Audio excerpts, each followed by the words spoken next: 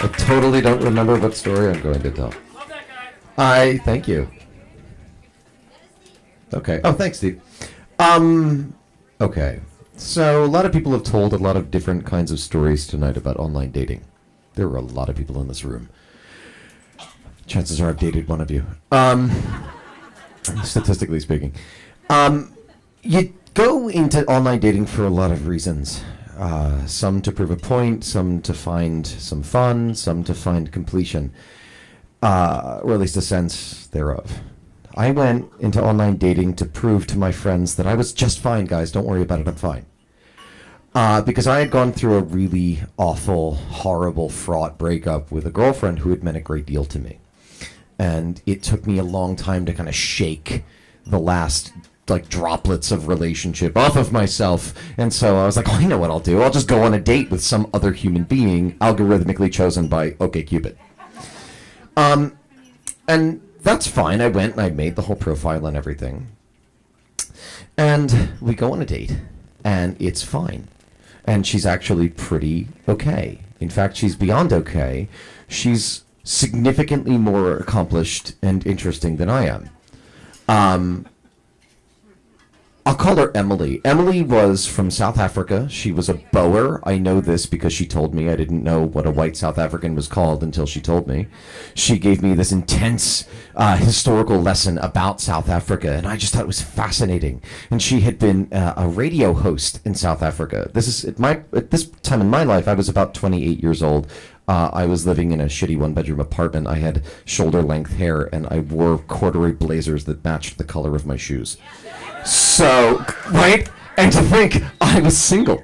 I took the breakup really badly. That was what it really was. But I took it so badly I actually went to a karaoke bar to try and cathartically release myself of this ex-girlfriend.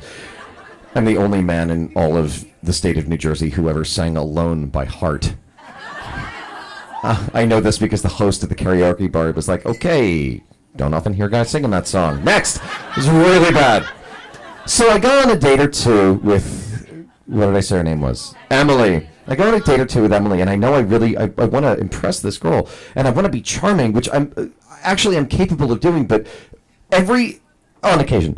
But all of the armament that I have, all of the experience that I had was kind of still belonging to this ex-girlfriend. I was still in relationship mode, and so I didn't actually know how to date.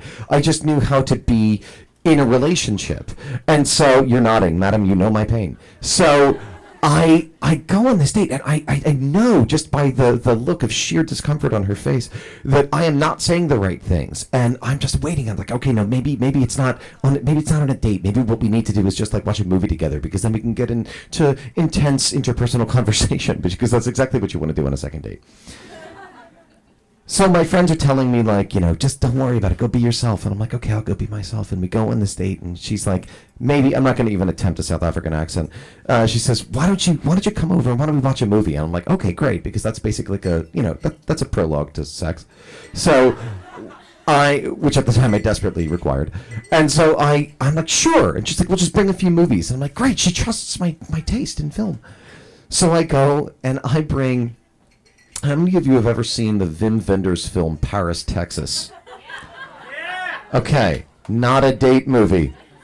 It's a story where Harry Dean Stanton is found wandering the desert in a red ball cap, and he is suddenly reacclimatized to his family, who he had left 40 years ago, and goes on a cross-country journey with his son to find his wife, who works in a strip club. It's phone sex, thank you. Well, that's in present. We're not going to get into this right now.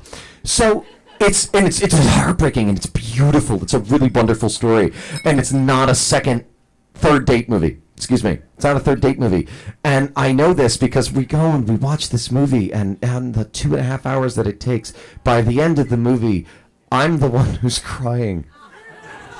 And I'm a sensitive dude, but I'm the one who's kind of softly weeping into his own hands, while this poor, accomplished, beautiful girl is just looking at me like, how do I get this dude out of my house?